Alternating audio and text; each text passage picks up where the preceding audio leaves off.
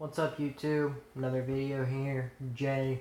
And if you're ever in Texas and you want to go to a badass music festival, check out So What Music Festival. They put on an amazing performance. The bands there are so kick-ass. They just really put on a great show. I'm really surprised at the amount of bands they have playing, which is like around 40 bands per day, and they have 3 days of this music festival. That there's less of a audience. The Airhawk Stadium where they play, they have a max capacity of 10,000 people, and they have yet to ever reach full capacity. For the bands that they have playing there, for these up-and-coming bands, and even some of the existing mainstream bands they have playing there, it's kind of insane that they hardly have anyone there. You can get right up close, right up to the front stage if you want to. Awesome show.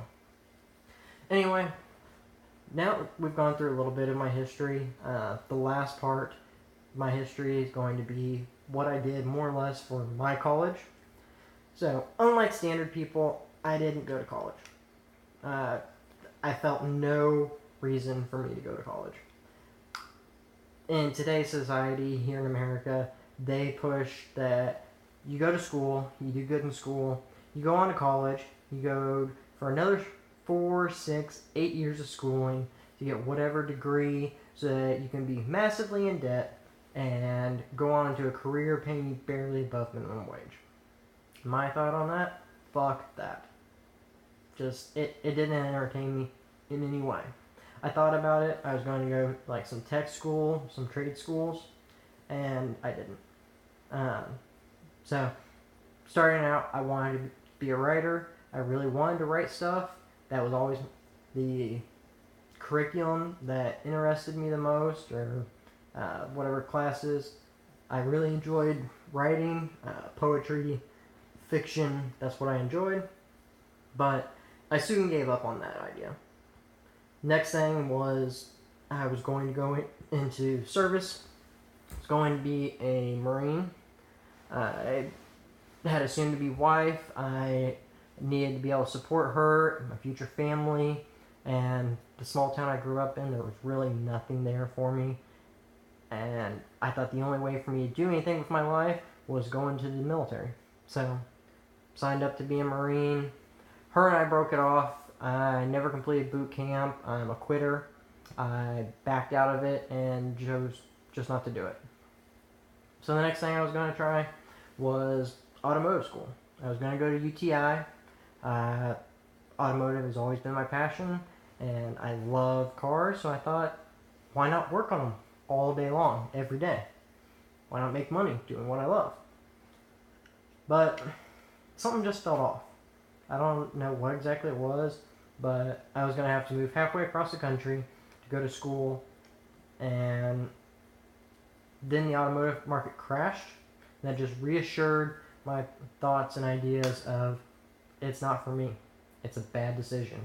To be $60,000 or so in debt and several years invested into a market that just crashed and is completely unstable just didn't seem like a smart decision for me.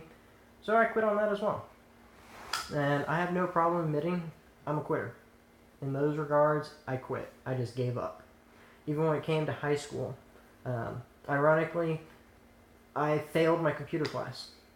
My computer teacher and I got into an argument. I had a major feud with the ag teacher who was oversight with my computer teacher for the senior year. He got into her head, and her and I got into fights. Him and I got into fights, and I ended up getting removed from the class 100%. It wasn't supposed to go on my report card. It ended up going on my report card as an F. Same thing as failing PE. I failed PE, and we can get into that into another discussion on how I screwed myself up to go through that. But I failed PE, I failed my computer class, and ironically, I make money on computers all day. And after high school, I got some basic jobs. The whole making money online for me had failed at the time. I got myself into a little bit of trouble, and mommy put her foot down and said, enough of this. No more online stuff, no more flipping stuff.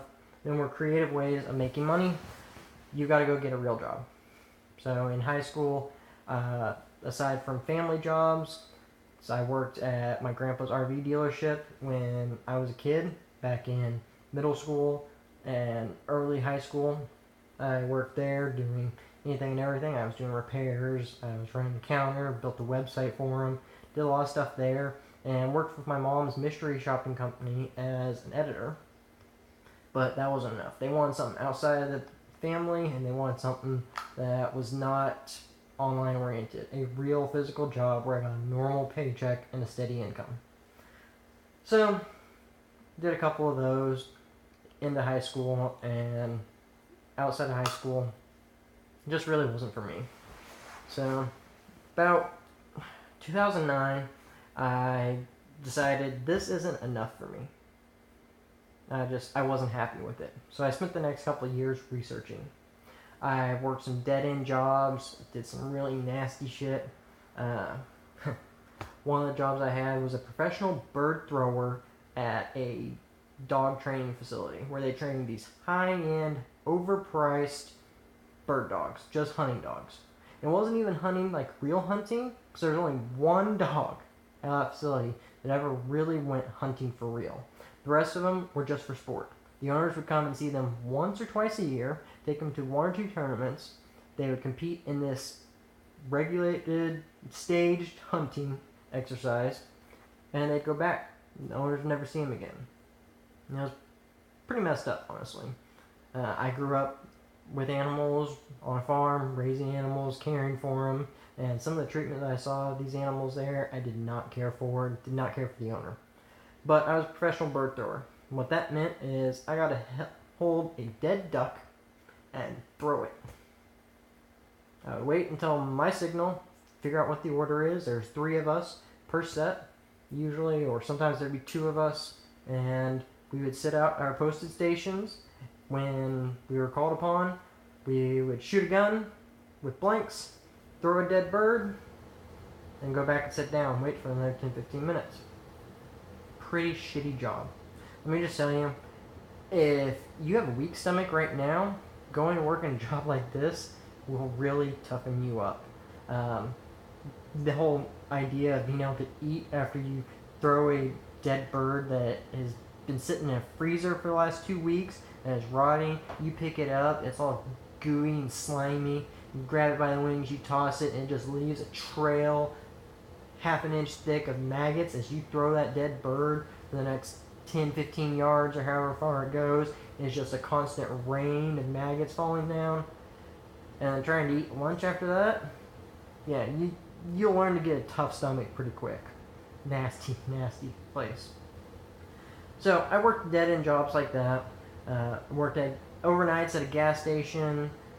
Worked at a car dealership detailing cars and minor repairs so that we could flip these cars from auction.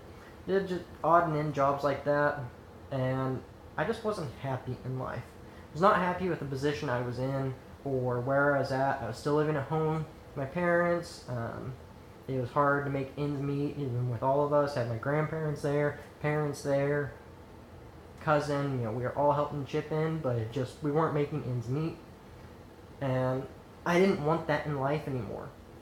I was tired of barely being able to afford cigarettes or barely being able to afford gas or having to eat 50-cent pizzas, whatever. I got sick of it. I wanted more in life. So I got out of the computer. Went back to the things that I knew. Went back to video games. But instead of finding local video games and just flipping them, I decided to take it a step further.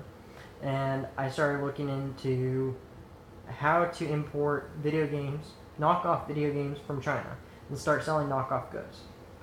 And in my search for that, I stumbled upon a website that I'll link down below called blackhatworld.com and warriorform.com. And on here, I learned so much shit. Just how the internet operates, and everything in general. And some of you, if you've ever heard of these sites, you may have your own opinion, and you may disagree with some of the things there, but it was an eye-opener for me. Now, it brought me back to my days back before I was 16, before I was done with high school on making money online, sitting behind a computer, sitting in my bed if I wanted, and making money online. And I stumbled upon these sites, and I was hooked, just like that. So I spent the next several years just reading through everything I could, absorbing every bit of knowledge possible from these sites. And kept researching and researching, and eventually I developed my own little SEO business. Started out doing local SEO for friends, family. And I'll be honest, I didn't get a whole lot of business off of it, but I represented a handful of different businesses in town, a handful of people we knew locally, and just wash, rinse, repeat. Do a startup cost, do all the local SEO, get them all set up, charge a reoccurring maintenance fee, and it was decent money for little amount of work. I wish I had scaled it up to more, but I didn't. At the time, this was 2011. In 2011, I met this girl. No, 2010. Into 2010, met this girl. I was doing promotion work for a friend's band, and he was an up-and-coming band. They showed a lot of potential, and I was helping promote them. And in that process, I met this girl who was from Texas, and her and I just hit it off. Talked a lot, talked all the time. Traveled to see her more because she was in Texas, I was in the Midwest.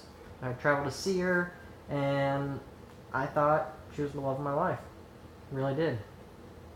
So I made a impulsive and rash decision and decided to drop everything and everyone and move to Texas.